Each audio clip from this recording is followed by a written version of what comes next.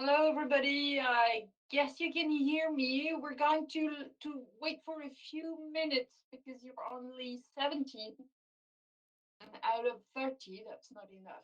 Okay, so we wait a few minutes.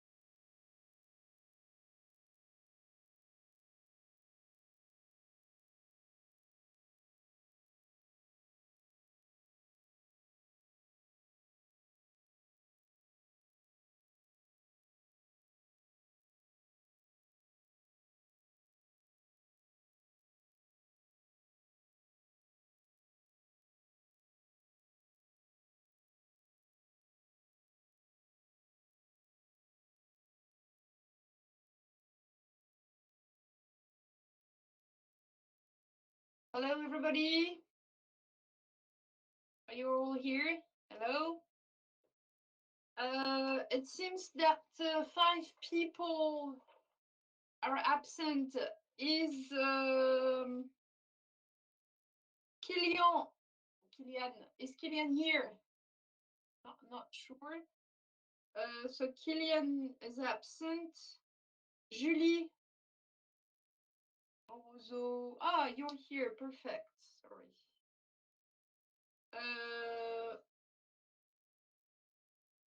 Killian Moulin. No. Okay. Amine. Amine is not here. Okay. And the last one is Majed and Etienne. Majed, Etienne. Okay. So Maillard, Moulin, Daboussi, Grelier, Moumil, absent. Okay. Okay, I hope you're all right. Today, this morning, you'll start with a conference. Mayar is here. Where is he? Oh, yeah, you're here. Cool, great. Thank you. No. Yeah, I'm here. That's yes. That's not no. Okay.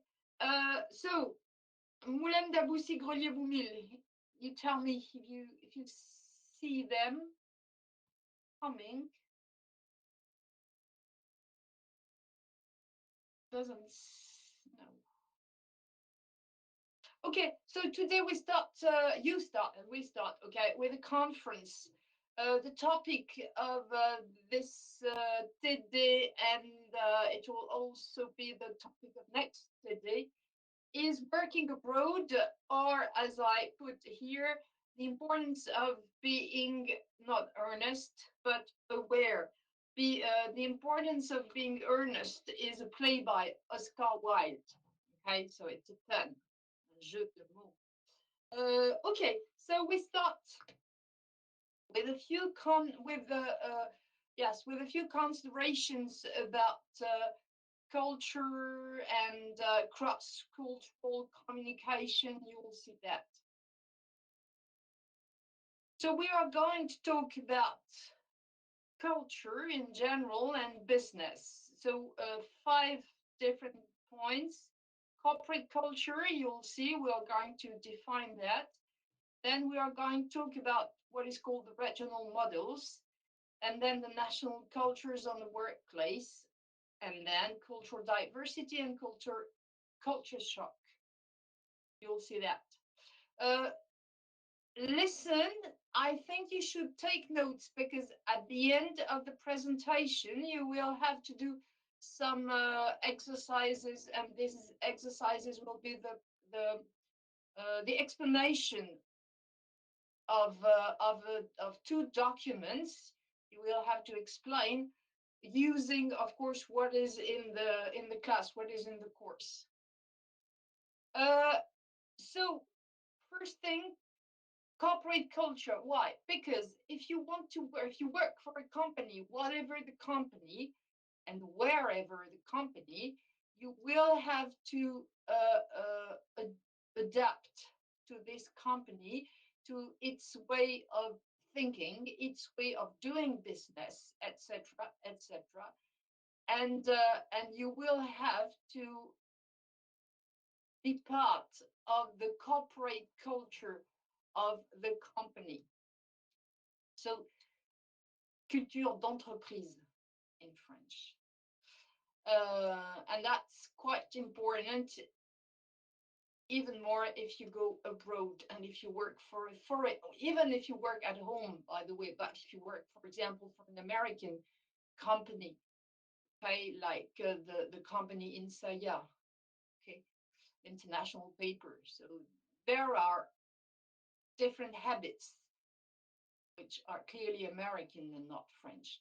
Okay, so corporate culture, culture d'entreprise. So what is it? So I leave you read the 2 definitions here.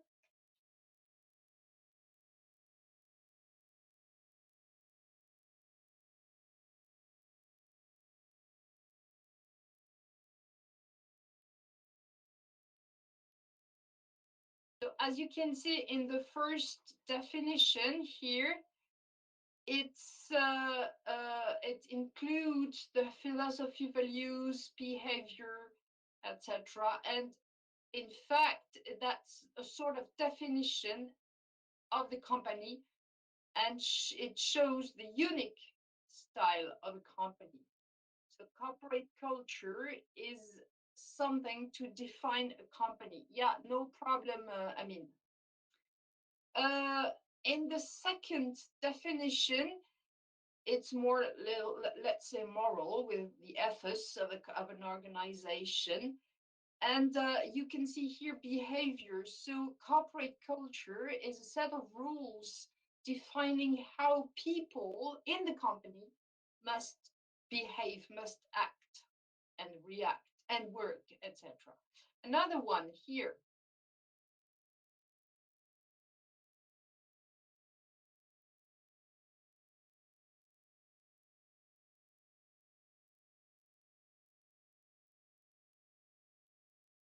in this definition, it's maybe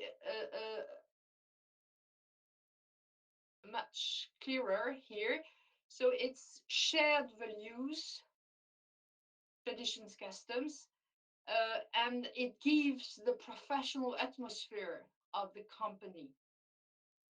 Okay, so again, corporate culture is a group, a set of rules, written or not, that the different people, the different staff in the company follow and enrich. Where does that come from and why? Okay, the first thing, corporate culture is a way to group people, to gather employees around some values, the same values, so that they can keep going grouping as a group and towards the same direction. Okay, that's for the internal, let's say, importance of corporate culture. As regards the external part, that's very important too, because it is like an ID, an identity card for an employee. Okay, it is a way to define the company for which he works, and that's clearer for the competitors or clients or customers, etc. Okay, so corporate culture is a way to group people in the company, but it's also a way to illustrate the company you work for, and to recognize the company you work for. So the influences are fourfold, let's say. Uh, First, the individual particularism. Of course, the policy, the way a company works, depends a lot from the founder of the company. Okay, if you guys want to run a company, to set up a company, of course, the company you want to run, to do, to create, will be a sort of image of what you are, of what you want, or what you think. Okay, so the creator, the founder of the company is really important in the definition of of corporate culture. Something else is important is what is called professional culture. That's the domain where the company works. According to what the company does, of course, there are differences regarding time, regarding just the vocabulary, just the way people even dress. Okay, so that's very important. I won't say more about that. That's important. We are to say a little more about these two because it's about culture and national and regional culture. Let's speak a little about the regional culture. A company is settled, yeah, is in a country, in a specific country. It means that the company must follow the rules of the country, follow the laws of the country, follow the language of the country, etc., etc. So a company is very much linked to the geography, to the country, to the region seen as a large area. And of course, in this region, there are people, inhabitants, people have habits, have values, have beliefs, okay? And the company is part of all that. Basically, we can consider that there are four models. So if a company is settled in North America, part of its corporate culture will be based on liberal doctrine, because that's what is important on that part of the world. In Asian, it's derived from Confucianism. In African, it's focused around family and community. And in Europe, it can be divided into three models. In the north, there's the UK model, so that's the Anglo-Saxon model. So it's also based on a liberal doctrine. Okay, very much entrepreneurship is much valued, for example, etc. The northern model, that's the northern countries, Sweden, Finland, etc. And we'll talk a little more about that. And southern model, like Italy, Spain, which is more, well, which is different and with more rules, with more regulations and things like that. And France is in the middle, actually. What is more important? Well, more important. What is more, maybe more interesting? It's the many works done on or for studying the national cultures on the workplace. The first to study how people work, how people behave in their company according to their country. Okay, meaning that if you're a Chinese worker working in China, you work in a certain way with some values, with some habits, whatever the company. And if you work in, if you're Swedish working in Sweden, you will work in a different way with a different well, with different beliefs, different habits. Okay, and that's what Hofstadter, that's the first here, studied. He is the first to study people, the way people work at home, well, in their company. Okay, and his first study dates back to the 70s, 1970s. So that's quite recent. So he sent a questionnaire to many hundreds of people, some hundreds of people in something like 70 countries around the world. And he studied, of course, the answers. And then he defined items, which are. So he, according to the answers or reading the answers, he determined or it determined 5 items, 5, let's say, criteria to explain, to propose an explanation about the way people work in the country. So the first is called power distance. Power distance, that's it reflects the way people in a company see hierarchy. To make it simple, in some country, of course, there are bosses, everywhere, managers. That's not the point. That's not the question. But in some countries, it's more like that. Okay, the manager and the workers are somehow at the same level with a cool, great communication between them. In other countries, the position of the boss, of the manager, is very clear, respected, and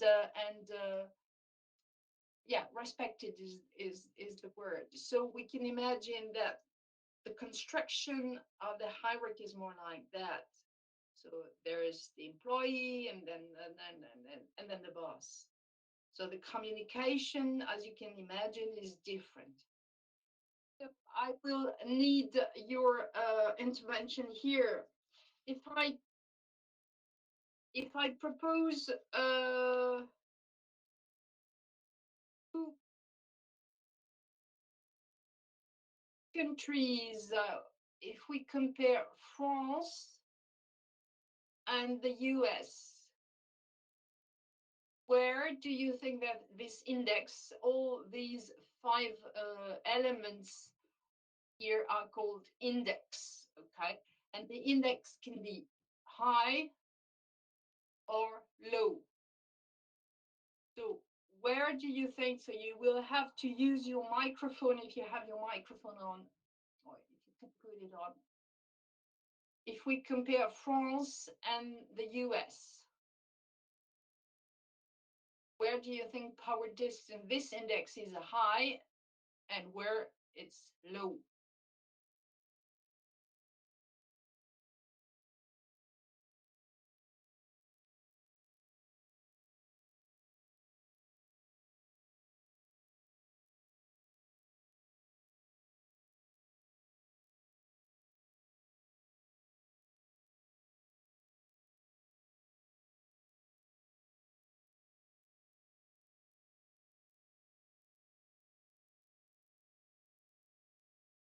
That's not individualism.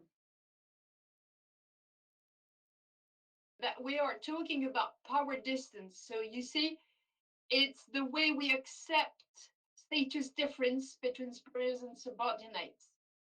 Okay, managers tend to be autocratic and paternalistic, while employees tend to do as they are told. Okay, so I would say high for the US. Yeah, what do you mean? I mean, because I think that that's the contrary. That's that's the contrary, but I think it's what you actually wanted to say.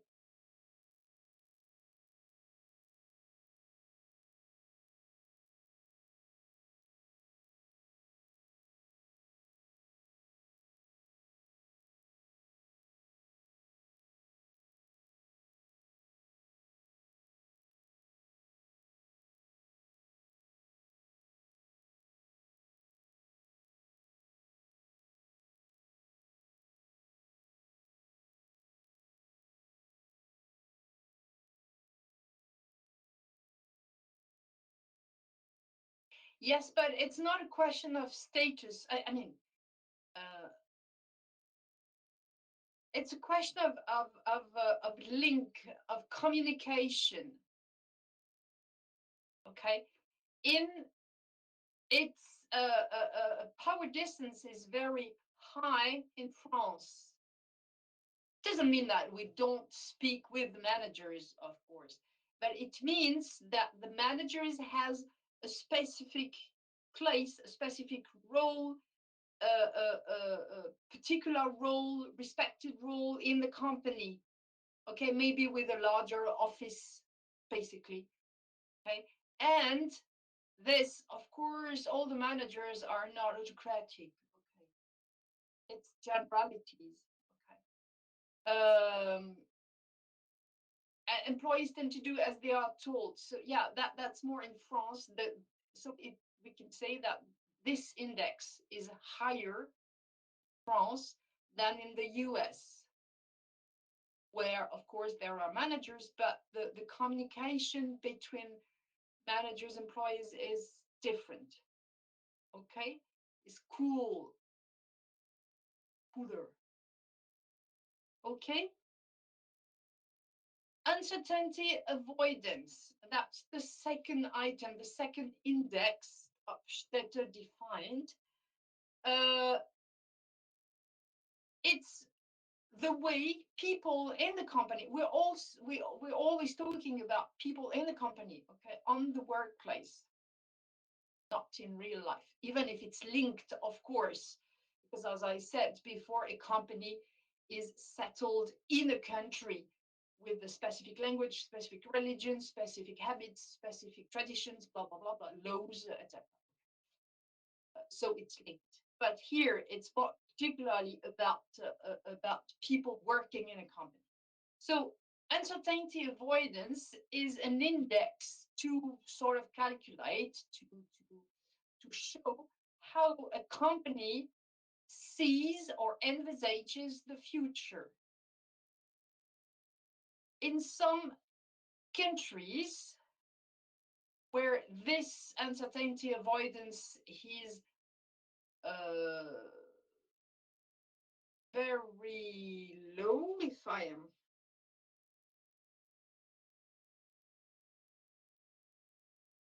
is very high, sorry, uncertainty avoidance is very high, there are a lot of rules, a lot of schedules, regulations, so that everything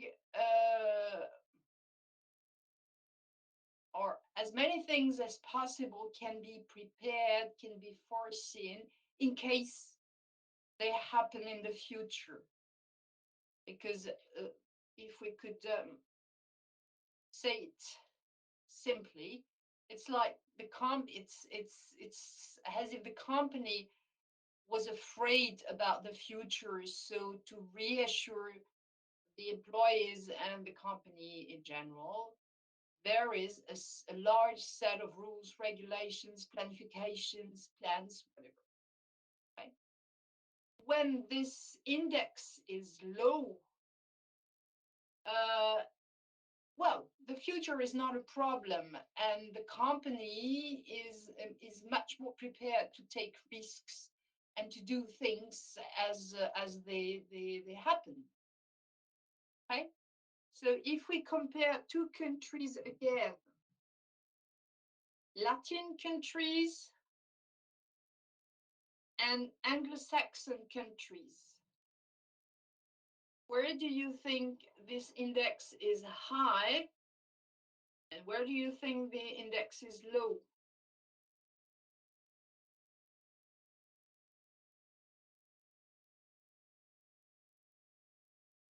No, that's the contrary.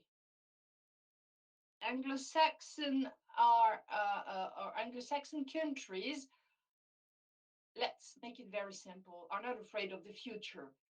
Okay, something happened. Okay, let's go. Maybe it's a good opportunity to do business. Okay, so they are more like risk taking. Okay, which is not the case for Latin countries. Latin countries are much more well, not very. They like laws, regulations, rules, texts, right, to prepare any possible coming circumstance. Okay, so that's important because to be clear, if you work for a foreign company, even in France or abroad, sometimes there will be some decisions, some way of doing things that could surprise you because it's not the way we do that in France. Okay, that's why we work a little about all that. Masculinity is to link to be linked with individualism, but not, well, it's a little different. Masculinity, it's the way you work for yourself before taking into account the others, the other employees, and the company. You work for yourself. And the other part of this index, when this index is very low, it's called femininity, and it's a more nurturing way of working, taking the others into account, taking the welfare of the group into account instead of just your own person. Okay, so if we compare Japan, Germany versus Sweden, Norway, or the Netherlands, Japan and Germany versus the Northern European countries, Sweden, Norway, the Netherlands.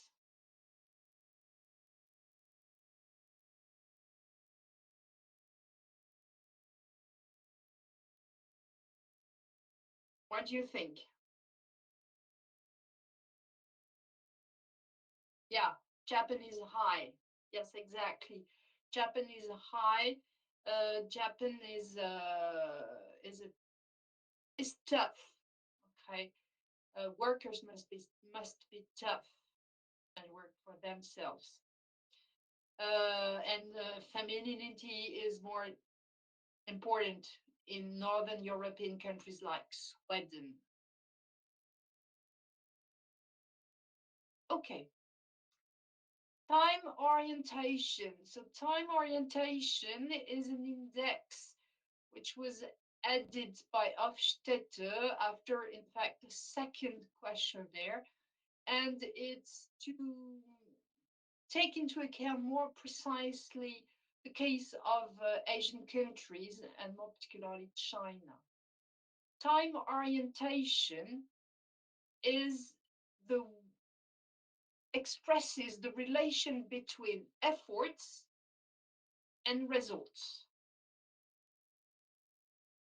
Okay, so do I accept to work hard for a short result, rapid result, or do I accept to work hard?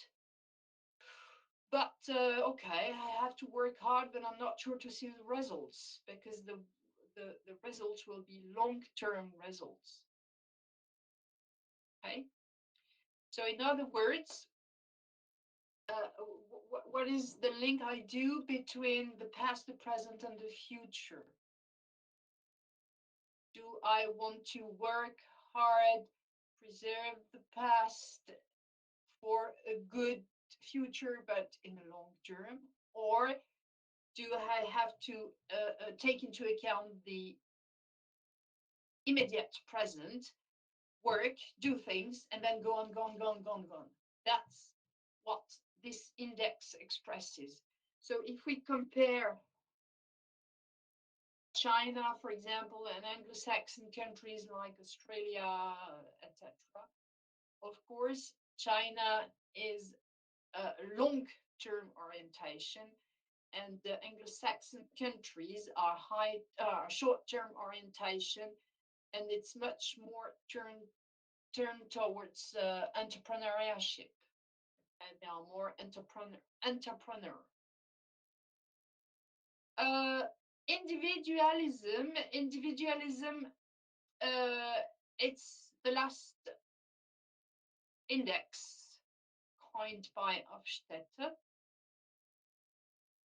Uh, it's a way the individual is seen in the company, and the way it works. Does it work for him or herself, or does it work for the group? Is the group more important than the individual? That's the question. Okay, so when you're at work, do you work for you or do you work for the group? Okay, that's why it's near this one. So if we compared Australia and African countries in general, who is the more individualistic? Generally speaking, be careful, that's generalities. Don't never forget that. Australia is very high, you're right. And one of the specialty, no, it's not a specialty, it's a specificity of African countries in general, but African countries. It's a region, so it's very large. USS, okay, that's USSR, but USSR doesn't exist. Is low, yeah, it's more collectivism. That's very different. Right? But as regards Asia and Africa, because of their religion or religious culture and way of life, they favored the group and the family in a very larger sense. That's what we mean, okay, by family in France or in Europe. Okay, so Hofstadter was the first researcher to work on national models. So his aim was to say, okay, let's take a people or a group of people working in a country. How do they work? What is important for them? If they are in Sweden, if they are in Canada, if they are in Italy, sorry, in France or in China. Okay, and he discovered that they work with different values and thus in a different way. Another researcher worked on this topic. So here is an illustration. So just to go rapidly through that. As regards the power distance, so you can see you have four countries. In yellow, that's France, then US, and then Canada, and then Australia. Power distance, remember, that's the way you see live you live a hierarchy. So in France, the importance of a hierarchy is very high. Okay, it can be seen more generally speaking in the administration, in the system, the large system of administration in France. But that's not the case for these Anglo-Saxon countries. So the it doesn't mean that there is no managers. Okay, that's not the problem. But they are integrated in the company in a different way. Individualism here again, it's very high for Anglo-Saxon countries and a little less for France, but it is we work for us, not for the collectivity or for the group or the company or the family. Okay. But less than in the US or in Canada or in Australia. Masculinity, that's the tough way of working. We work for our own personal business success, okay? Taking less into account the others. So again, Anglo-Saxon countries are higher than France. Uncertainty avoidance, France is very high. Again, think about the administrations, think about all the documents you have to do for everything. That's an example, okay, of what it is. In France, we try to prepare the future and what could happen in the future by writing rules and documents and contracts and blah blah blah, which is much less the case in other countries and more particularly in the US. Okay. Basically, it means that, again, generally speaking, but just to give you a picture, clear picture, if you want to do something to create a company, it's easier here. Okay? Because you can take risks. It's not that easy here because there's a lot of things to do. So entrepreneurship is much more developed in those countries. A long-term orientation, you see that the four countries are quite similar. So it means that if employees, staff, managers, blah blah blah, make efforts, it's to get results quite rapidly. And we are not ready to wait for decades before being awarded for our efforts. Okay, so that was an example. Let's go to the second very important researcher who worked on these topics. That's Stropenaar.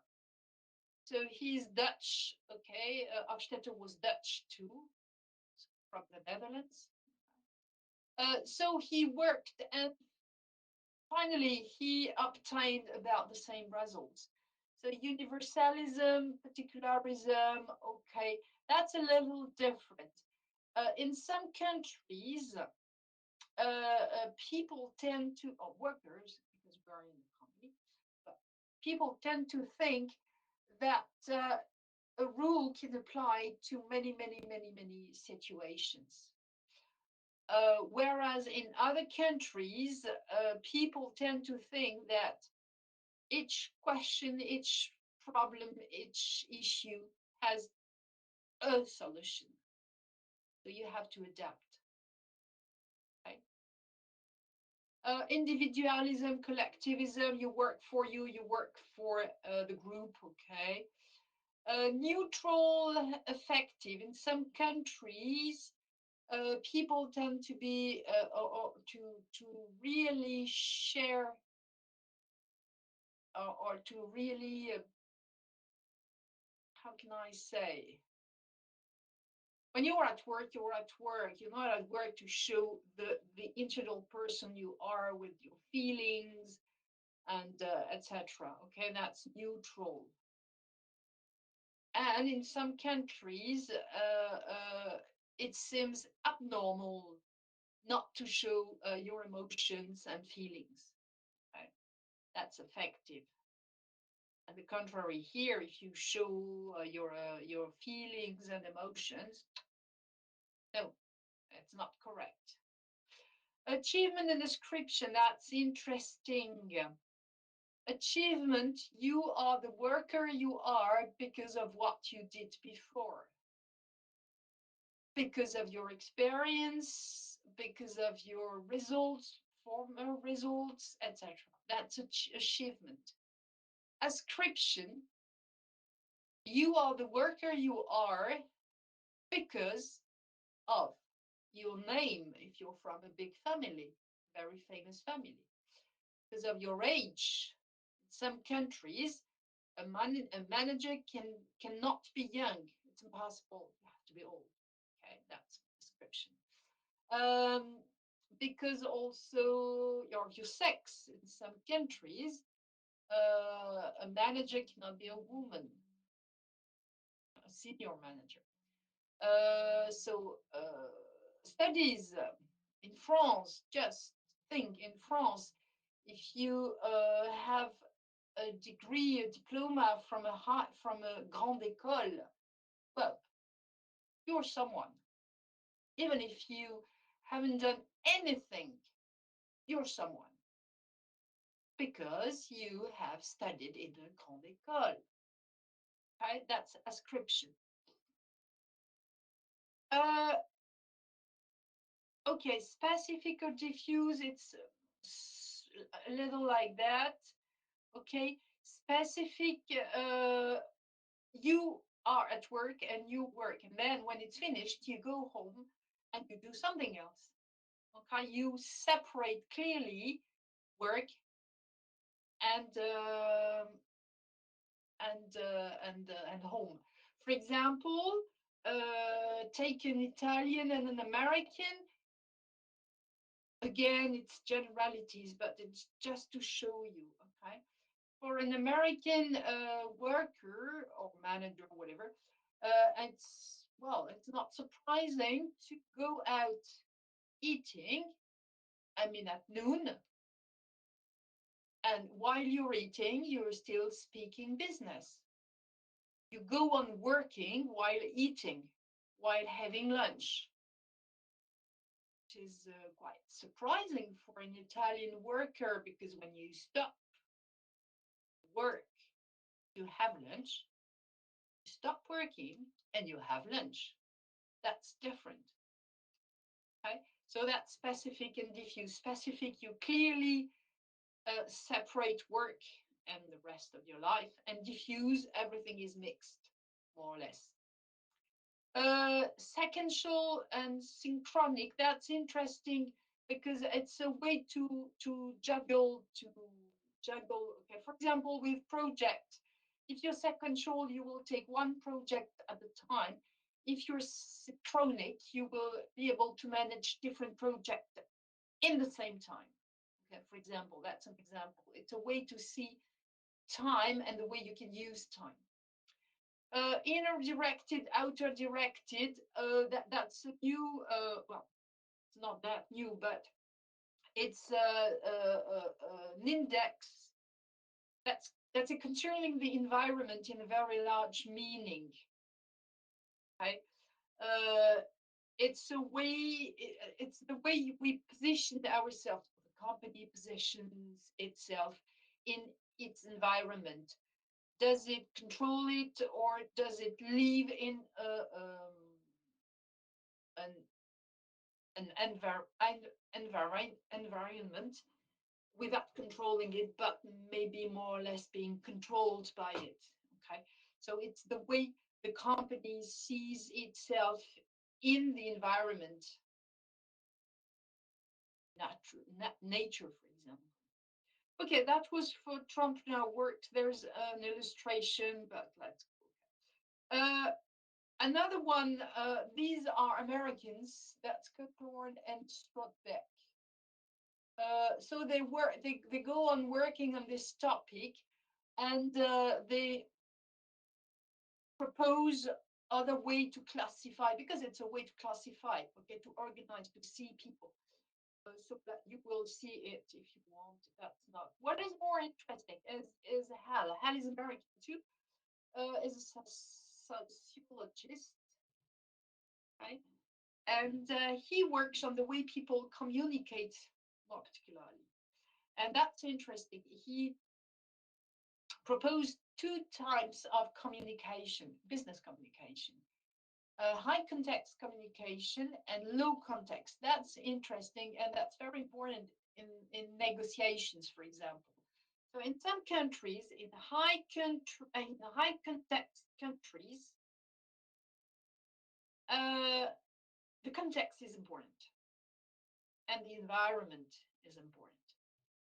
In low, and I will explain, and in low context, well, the context, well, not that, well, it's not the key element. For example, covert messages and overt messages. That's typically, for example, but there are other countries, Chinese people, American people. Overt messages, you want to say no, you say no. You want to say go, you say go. Covert, you will say that, but not that directly. Okay. Here, that's the same thing. The message will be inside or under the words. Okay. Here, the message is clear. Take the words as you can hear them. That's it. Etc. Etc. Reaction reserved, poker face. Reaction on surface. You show your emotions, your feelings, your okay, if you're angry, if you're happy, if you're surprised, if you're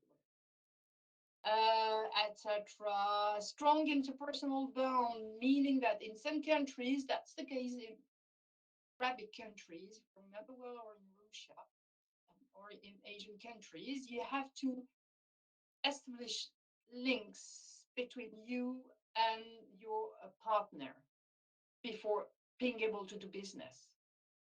Okay?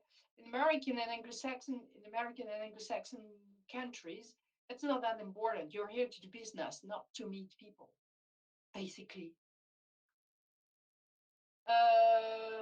Again, open time, that's interesting because it's difficult to manage. Open time, the time, as it said, is open. We have time to meet, to speak, to stop the meeting, go eating, to do something else, to wait, to etc. Closed time, it's more like time. Time is business. Okay, so we're here to do something. Let's do something and go away. Typically, that's. I think that you know enough about American people to clearly imagine what it means. All that. Okay. So you can see that if you work with foreign people, those people have different ways of doing business. I mean, different from your personal ways of doing business. So there could be potential conflicts. Imagine a large society, an international society, mixing people from different countries. They have to work together, so they have to be included in corporate culture, in the corporate culture of the company, but each with his or her personal habits, working habits. So it could be difficult. And of course, for a manager, it's difficult because the diversity can lead to potential conflicts. Uh, you have to know something. This, because whoever you are a human, and the human brain needs to classify things. Everything is classified in your mind, in your brain. It's a way to recognize things, it's a way to memorize, it's a way to understand, etc. Okay, it's the way just human beings work. When you're very young and you want to do something, you don't realize that, but in fact you watch and you copy and you redo the action, the movement, etc. Okay, so you have to put everything you see in your head somewhere. So the first reaction when you see someone doing something which is not in your habits, in your values, of course you will classify that. My values are here. He or she does that. That's different. So it's somewhere else. Maybe it's up because you think it's better, or it's under because you think it's worse. So classify or classification is really a need in humans.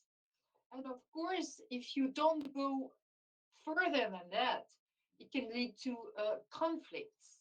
Because if you classify people because of their actions under what you think is correct, there's there's a problem. So uh, those problems can be separated into two parts, basically. Prejudice is not very fun. So it's based on that feelings and that ideas, and it's like intolerance, okay, and it's like all those words in ism, like racism, and not feminism, but okay, so it's not quite. It's disliking people because of who they are, really, because of their religion, because of their sex, because of their race, what is called race, so scientifically speaking, etc. Origins, if you prefer. So that's the first one. This definition is quite interesting. So prejudice in culture, it's a hostile opinion about some person or class of persons. Prejudice is socially learned and is usually grounded in misconception, misunderstanding, and inflexible generalizations. For example, in particular, African Americans have been victims of prejudice on a variety of social, economic, and political levels, and it's not finished. Okay? So that's something very deep and something, well, the roots are very deep and it's difficult to change. Another one, it's, well, let's say funnier, stereotype. So it's an opinion you have about people based on, of course, unfair and true things, but it's a way to characterize people.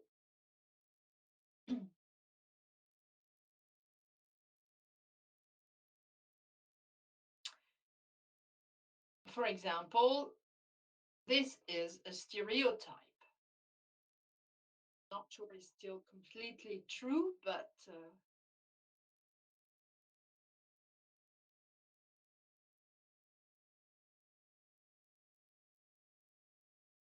so we all have stereotypes about others. Okay, normally it's not that a problem because we know that it's not true. It's a way to say things. But for example, for us French people, Italian people speak with their hands and they move always. Okay, they're always moving. Blah, blah, blah. Okay. It's a way to characterize, but not a way. It's not because of that that we dislike Italian people. For example, German people are said to be very ordered and efficient and clean and whatever. But okay, it's a way to speak about them, but it's not for that that we don't like them. Okay, there's a difference. Okay, so in an international business company, the difficulty is to manage it, to keep good relations between different workers from different countries with different culture. Okay? The problem when envisaging other people is first prejudice, then that's very deep and very serious and long to transform or to be transformed. The other one is stereotype. It's a way to envisage others, but normally it can change quite easily if you're a little open-minded. And there's another point with going or living abroad or working with other people, but abroad when you're not at home. That's what is called the culture shock. So as a tourist, of course, you can experiment culture shock. It's the way you are going to adjust to adapt to adapt an familiar culture, a new culture. It can also happen if you enter a new family. It could also happen if you enter a new school, new university, new city, right? Even in your own country. Uh, it's really personal. So of course there are stages, steps that are always the same, but you can experiment each step in a very different way because it's a very personal experience.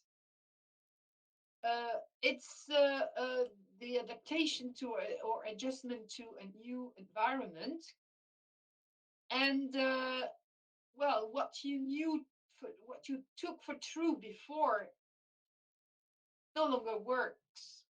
Okay, so you have to find out new rules and a sort of a new way of living. And the it can lead to a real and depressing feeling of inadequacy. I can't manage. I can.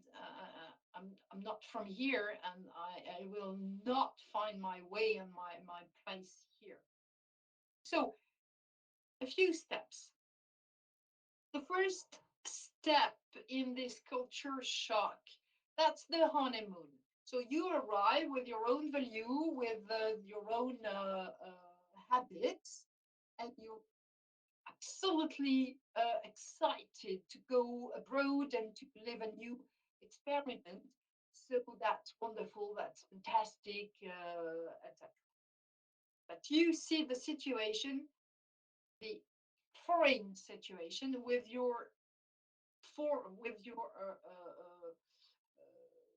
I would say traditional, but with your own eyes and your own values, and so you bring with yourself your past, your values, your habits, your personal way of seeing things, and with this way of seeing things, you envisage the new situation.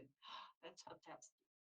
Okay, but after some time, you realize that no, it's not that fantastic, because it's not what you are used to. You it's different. People can react differently. Of course, there's something very simple. The language is different. Right? So the language can be different. Of course, the food can be different. The way of living, the way of react, the behavior is different, and you feel like completely lost because you don't understand. Right? And the link between what you know and what you see is nearly impossible to do because it's different. And if it's different, the first reaction is to think it's bad. Right? The first reaction is I have the good ways of doing things. It's different, but you don't say it's different. You say, oh no, it's not like that. So basically, it's that. It's not the correct way. That's the second stage. The third stage is if you stay in this way, in this state of mind, saying that instead of saying, it's different, you say, I know it's not like that, shouldn't be like that, so it's that. Of course, if you stay, and normally you will pass this stage, all of us, okay, will pass this stage.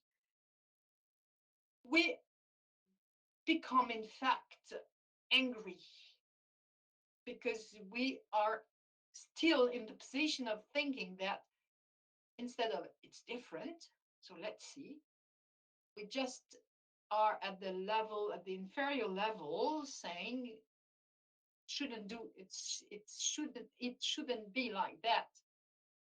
That's not correct. They don't understand, etc. So you get angry, okay, angrier and angrier, and the resentment grows, and the bad feeling, and well, sort of depressing state is here. Okay. The fourth stage is when you do the when you go further, and instead of saying, oh, it's bad, they shouldn't do like that, you say, oh, okay, I wouldn't do like that, but they do like that, so it's different, let's see. And you can normally you go towards an adjustment and some integration. So you keep your own habits, your own values, your own blah blah blah, but you're open to envisage, to see, to understand new values, new habits, new behavior. So in fact, you open yourself to a new culture, of course, keeping yours inside, because that's your personality, okay, more or less. And the final step, which is question, in fact, the question is it possible? We don't, well, you'll see if you go and live abroad. The big culturality. So you are an individual with two cultures, with two set of values, right? And you can leave and you can change, you can go from one to another, and you are comfortable in both culture. Some are, I guess. Okay, so that's the what you should basically know and have seen about cross-culturality. That's interculturalité in French, but cross-culturality in English. And now I can propose you a little exercise. So you will have to speak or to write.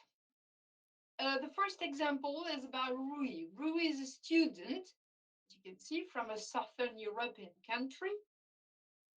Let's say Spain or Portugal or something like that. He has been studying for his PhD in Northern Europe for 6 months.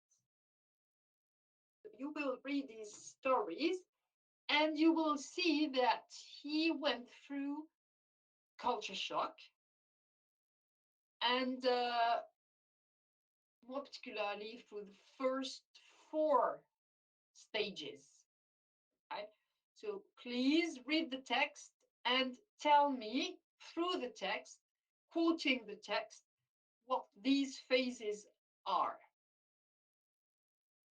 I cannot make it bigger, really, so I guess you will be able to read. So a few minutes you read, and then you tell me.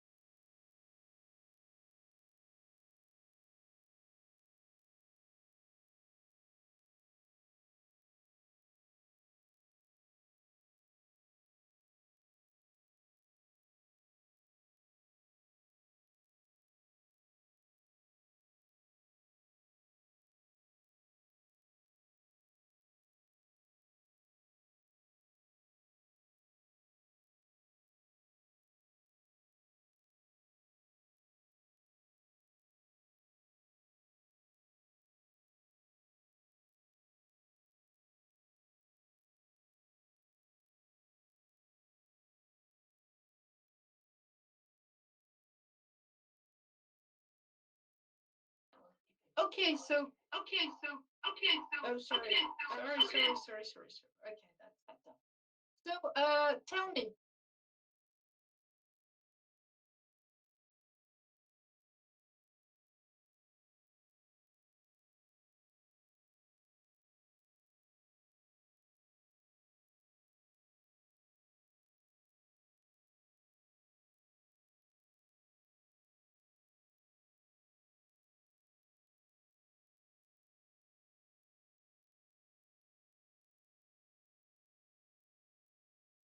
So we're talking about culture shock, and in this text, there the guy experiments 4 steps. So what is the first one? How can you see that?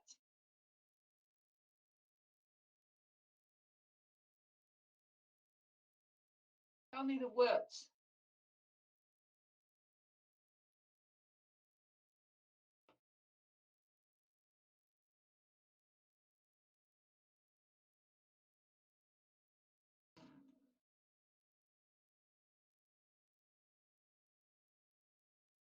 Oh.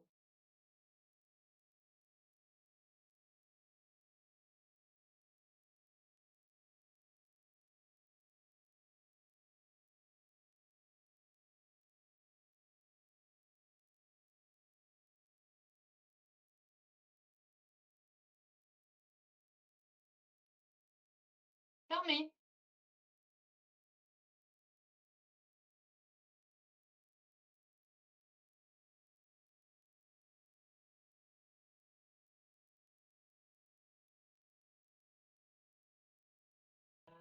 Got a problem. It's not working as I'd like.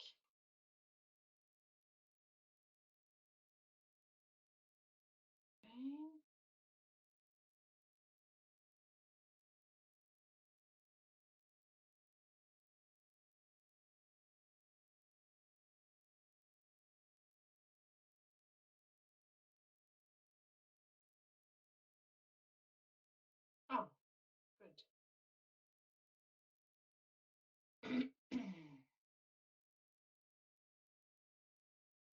It was disorientated. Yes, but the first thing before disorientation, there's what is called honeymoon, lune de miel, honeymoon, as it says. Yes, so the words is starting my new life, new life. That's something. Okay, it was very exciting. Okay, uh, and that's it. Okay, so he was happy in plain exactly 11. Then that's for honeymoon. The second part is disorientation. When you realize that that's in fact it's different, and it's difficult for you to cope with those differences.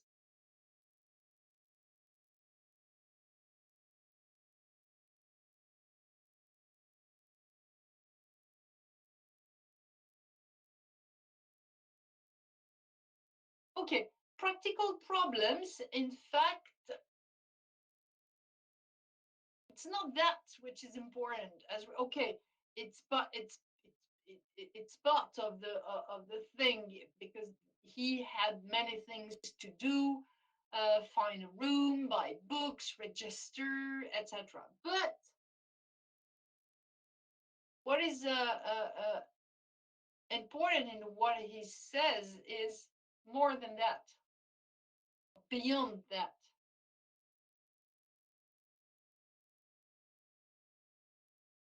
As regards those practical problems.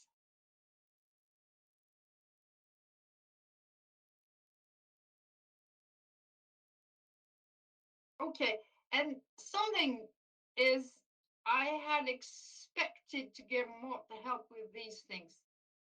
Okay, so he is disappointed because he thought that people will help him, and no. Okay, and of course it goes to this, so that they were cold. They don't help me. I need help. They don't help me, so they are not cool. They are not great. I know how to make friends in this country. Where is it?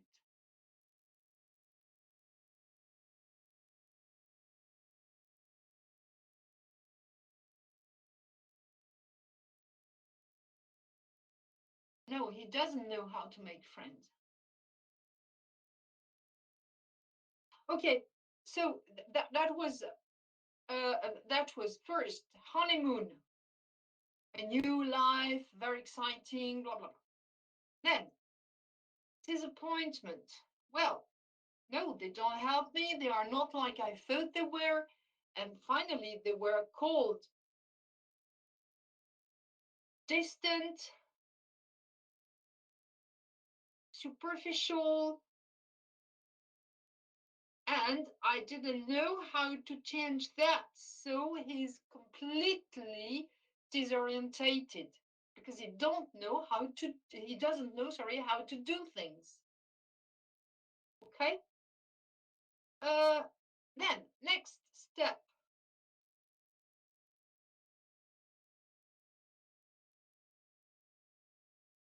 So excitement, disorientation, and when you're angry. Okay?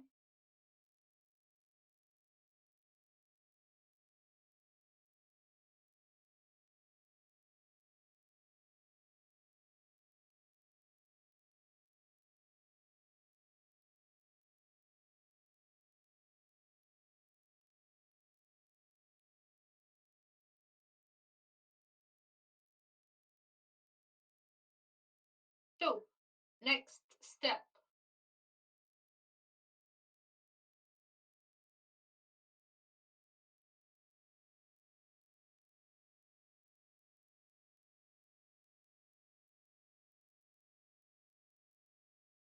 Where is it? How is it expressed? I felt cold and lonely. Yeah, exactly. I felt cold and lonely, okay, and what I had done wrong. Okay, why do they act like that? What did I do?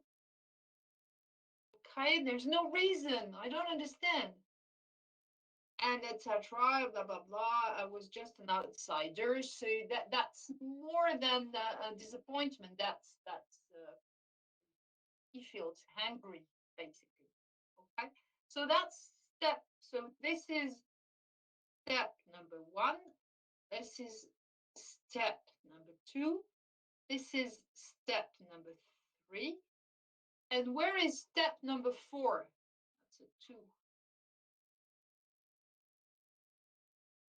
Step number four. Step number four, it's when you start envisaging the second culture with your still with your personal culture, but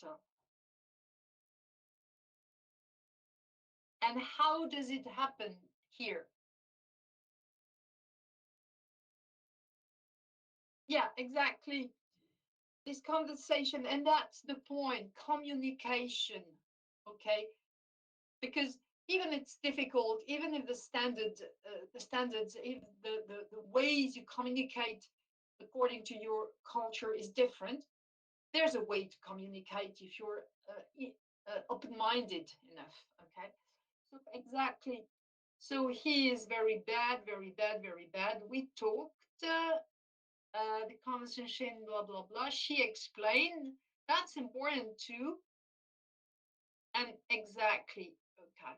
And what is important here is she explained. So what is it? That's why it's important. You know that when you go abroad, it's important not to remain with the French guys and French people, but it's important to go to local people, to to speak, to exchange, to okay. So that's interesting because here the only person, because he was unable to understand what was happening. So he really needed a local sort of local explanation, and it's what he gets, or it's what he got. So that's why he could transform the bad starting that start of the experiment into something more interesting and more lively and more better. Okay. So what is here to be noted is the importance of communication and communication with people who know the other culture and who are able to transmit information and explanations from one to the other.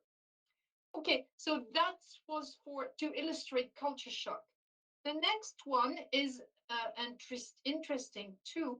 Wait a minute. It's a Dutchman working in Belgium for a Dutch cleaning company, and this time we are on the workplace, and I'd like you to find out three dimensions. Okay, index three. You remember power distance, blah blah blah. Okay. So in this story, three dimensions are involved. So just tell me which ones.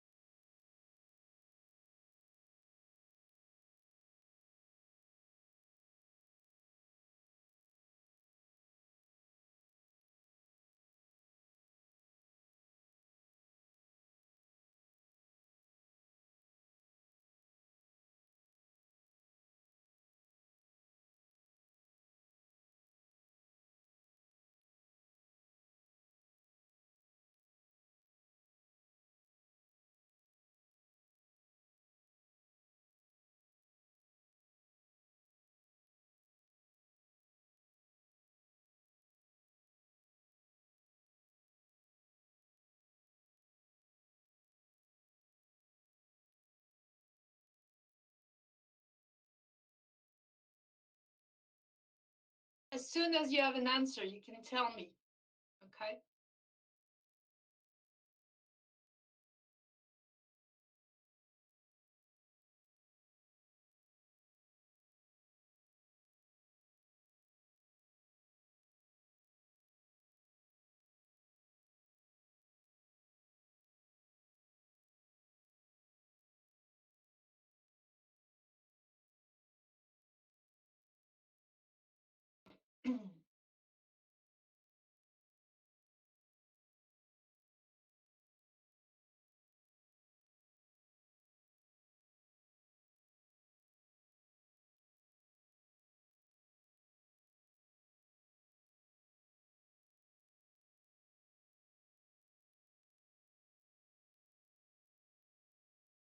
Relationship between a superior and a subordinate. Yes, you're right. Okay, so what is it called?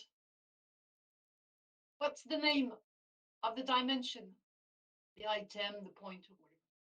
Call the dimension.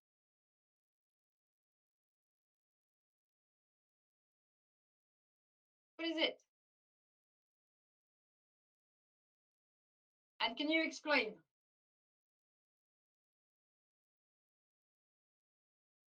And who is higher? Power distance, exactly. Okay, so the power distance is different between Belgium and the Netherlands. Where is it? In what country? In which country is it higher?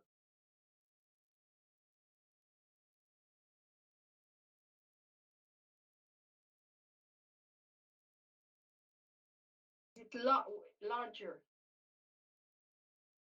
Yeah, but here we are in the example. We're in Belgium, and the guy is Dutch, so the Netherlands.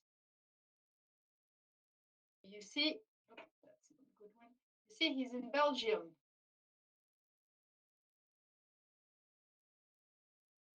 Yes, it's higher in Belgium, so that's why the manager don't really understand.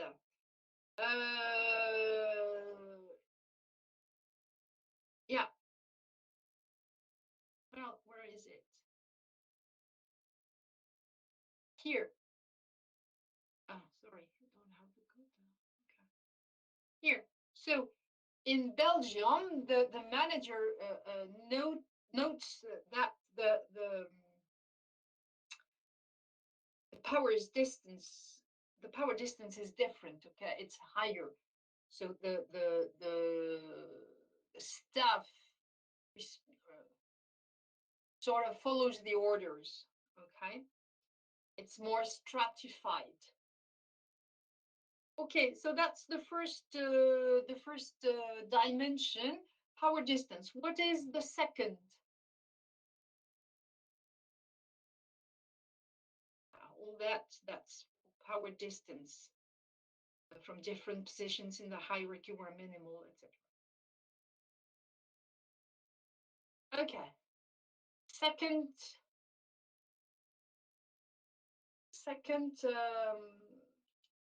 dimension.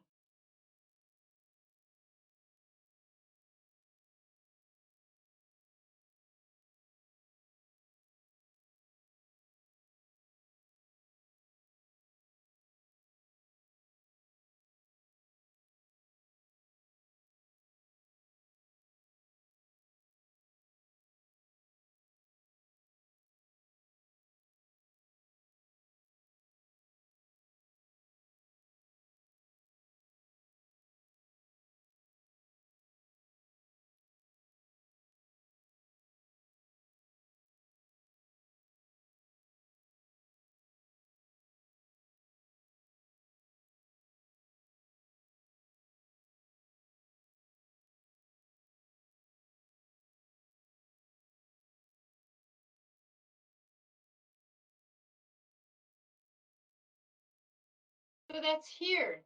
It's easy.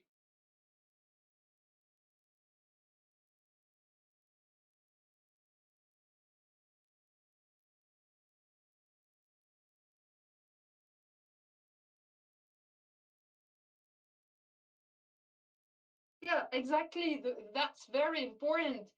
You're right. So what is that's an illustration of what dimension? how do you call that? What do you call that? Dimension is?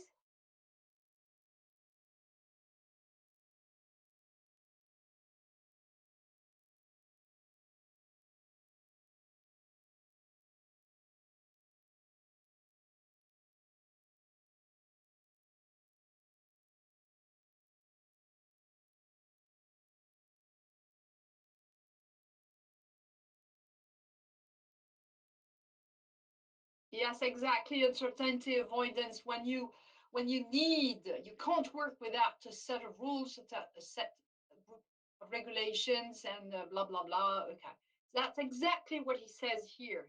Okay, and it's surprising to him because he said the Belgians were used to following the rules. Okay, and when the rules blah blah blah, which is not the case, really exactly the case in the Netherlands. And the last point he's here.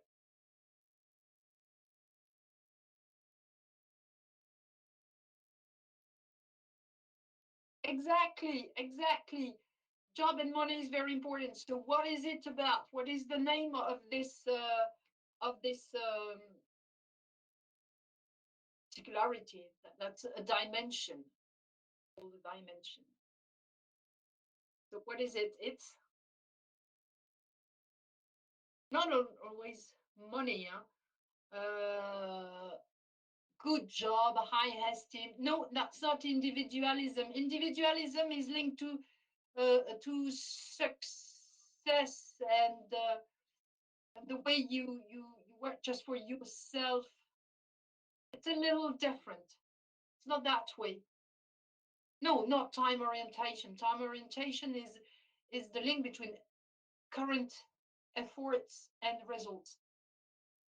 No, that's the other one.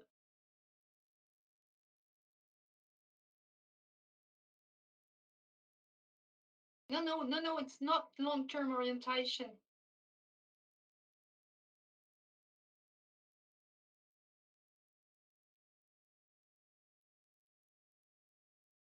No, that's masculinity.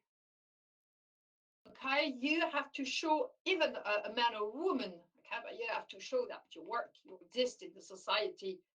Okay, a good job, high esteem in society, improve your position, etc. That's that's masculinity. Okay, and what is interesting here is that the language is the same.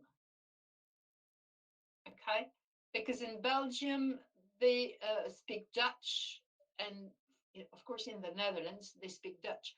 So the problem, you see that the problem doesn't come from misunderstanding because of the language, but really because of the habits on the workplace, and that's interesting. And they are not living at the other part of or in the other part of the planet.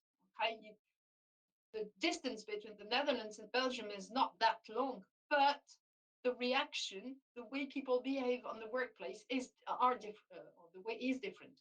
Okay, that's interesting. So you don't need you needn't go far to be disorientated and to be a little lost because of the reactions of people in front of you.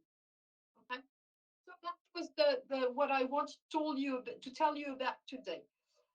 Let's switch to French because it's 9h29. Nous avons une minute.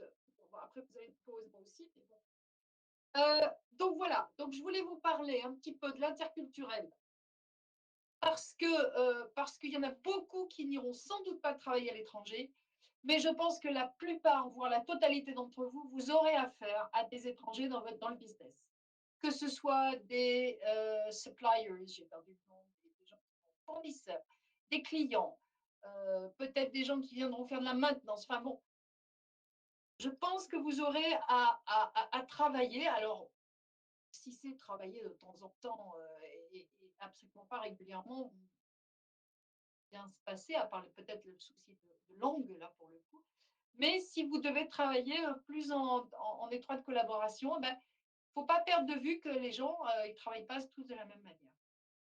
De même que si vous rentrez dans une famille tzigane ou dans une famille portugaise ou dans une famille berrichonne, enfin bon, voilà, ben, vous entrez dans un autre monde hein, où les valeurs et les manières de faire ne seront pas forcément les mêmes que les vôtres. Donc, il faut rester très à l'écoute, vraiment open-minded, l'esprit ouvert, et puis essayer ben, de comprendre et d'entendre un peu ce que l'autre a à dire. Donc, c'était ma conclusion. Open-mindedness and self-awareness are the key. Donc, esprit ouvert, ne pas perdre de vue que ce qui est différent est juste différent. C'est pas ni bien, ni mal, ni mieux, ni pire, c'est différent. Si vous gardez ça en tête, ça va ouvrir beaucoup de portes. C'est pas pour ça que vous êtes obligé de l'accepter ou de dire c'est génial, c'est différent. Mais acceptez déjà que ce soit différent. Ça, c'est déjà beaucoup. Et puis self-awareness, eh ben oui, c'est qu'il faut quand même savoir qui vous êtes, d'où vous venez, quelles sont vos valeurs, comment vous vivez, pourquoi, machin. Voilà. Parce que si vous ne savez pas ça, ben, vous n'avez pas de repère. Donc voilà. Alors, pour la prochaine fois, qui se pourra être, ça c'est les références au cas où, je vais vous demander 2 exercices. Alors, la prochaine fois, c'est, vous êtes le groupe B, c'est ça? Oui, vous êtes le groupe B, donc la prochaine fois, c'est bientôt. Je vais vous dire ça. L'emploi du temps a été mis à jour, donc vous savez qu'on a eu, alors, quand ça veut, ça comme ça. Que vous savez qu'on a eu l'autorisation de faire des TP en présentiel. Donc, la semaine prochaine, il y aura des TP en présentiel. Alors, la prochaine fois pour le groupe B, bah, c'est mercredi prochain, le 18. Donc, pour le 18, je veux que vous me fassiez National Culture on the Workplace. Donc, premier document, voilà, c'est un document qui reprend les éléments qu'on a vus. Donc, à savoir power distance, individualism, masculinity, uncertainty, violence, long-term orientation. Ici, indulgence, c'est c'est un autre auteur qui a, à travers des enquêtes, qui a trouvé une autre manière d'essayer de définir un petit peu la manière dont travaillaient les gens. Et c'est indulgence. Vous cherchez, vous ne cherchez pas. Moi, ce qui m'intéresse, c'est que vous soyez capable de m'expliquer les 3 points là. Okay, donc, c'est pas les 3, les 4, les 5. Ça, c'est la première chose. Donc, une petite présentation pour me dire ben, ce que c'est et puis qu'est-ce que ça veut dire, quoi. Essayer de traduire dans les faits ou dans la vraie vie, si je puis dire. La deuxième chose, c'est Misunderstanding on a Workplace. Donc, c'est cette fois l'histoire de Maria. Et moi, je vais vous demander de lire sa petite histoire et de me dire les étapes de son choc culturel qu'elle a vécu, sachant que le choc culturel, c'est dans n'importe quel domaine, y compris au travail. Hein. Donc, vous avez un tout petit peu après voilà, le texte qui s'appelle The Nebel Secretary, et à vous de faire bah, comme on a fait là et de m'expliquer. Voilà, donc est-ce que vous avez des questions? La prochaine fois, on travaillera sur ça et puis sur autre chose, mais j'aurais besoin que vous ouvriez votre micro. Donc, s'il vous plaît, en arrivant, branchez votre micro au lieu de choisir le headset là, ou les headphones. Vous branchez le micro de façon à pouvoir prendre la parole. D'accord? Pensez à moi qui me sens si seule. Je ne vois que moi et je n'entends que moi. C'est très, très déprimant. Donc, j'aimerais bien vous entendre aussi. Donc, je vous demanderai de mettre le micro. Est-ce que c'est bon? Est-ce qu'il y a des questions? 35, on a dépassé là. Bon, alors, c'était un peu long aujourd'hui, c'était un peu style conférence.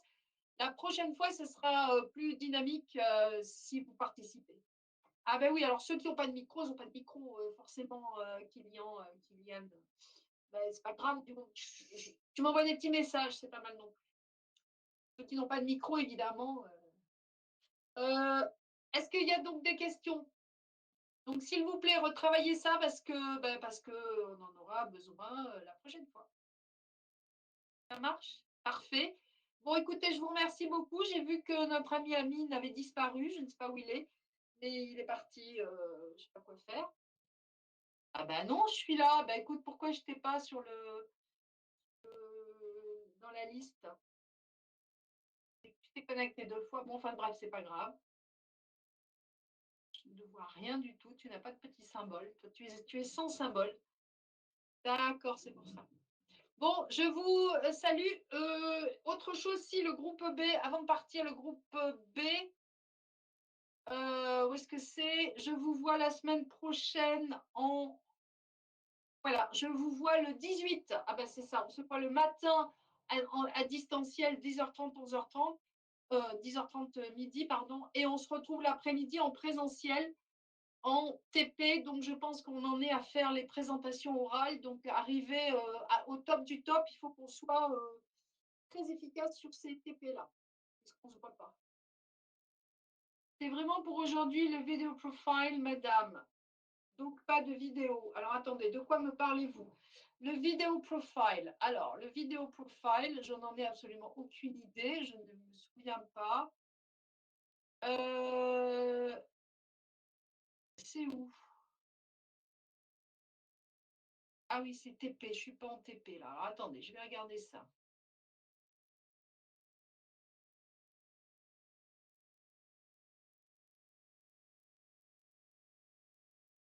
Alors, le 12 novembre, c'était le 12 novembre pour B2. Donc, ben oui, c'est aujourd'hui. Le 15 et le 15 et pour le 24 novembre. Attendez, si, parce qu'il y a quand même un truc. C'est un peu compliqué. Il faut absolument que ce soit fait pour le prochain TP. Ah non, pas pour le prochain. C'est compliqué. Hein. Oui, c'est indispensable d'être en présentiel. Ah bah oui. On s'est battu pour avoir du présentiel. Bah, bien sûr que c'est indispensable. Ah, évidemment. Hein. Non, mais c'est bon, on a le temps.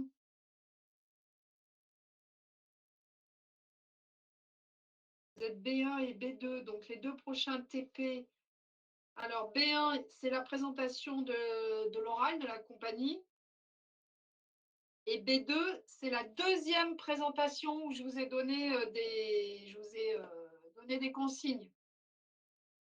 Non, alors Simon, oui, l'anglais peut être fait à distance, mais la communication orale, la prononciation, la gestuelle, tout ça, c'est bien en présentiel hein, quand même. Et de toute façon, c'est comme ça, Hein, Donc B1, B2, vous avez compris. Prochain TP, donc la semaine prochaine. B2, B1. Alors B2, je vous ai 2 fois.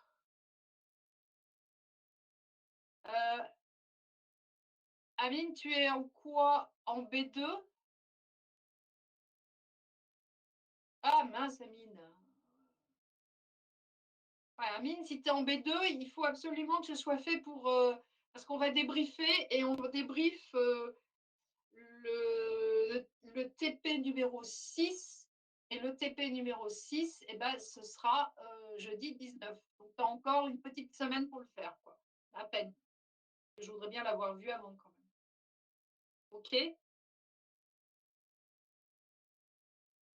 Et du coup, les B1, ce sera pour après. J'ai répondu à Mine. OK? Ah, ça va le faire. Mais oui, ça va le faire. C'est combien que j'ai dit? 30 secondes, hein, je crois. Hein, donc, OK. Perso, j'ai pas l'emploi. Kim Erwan, bah, il est surveillé.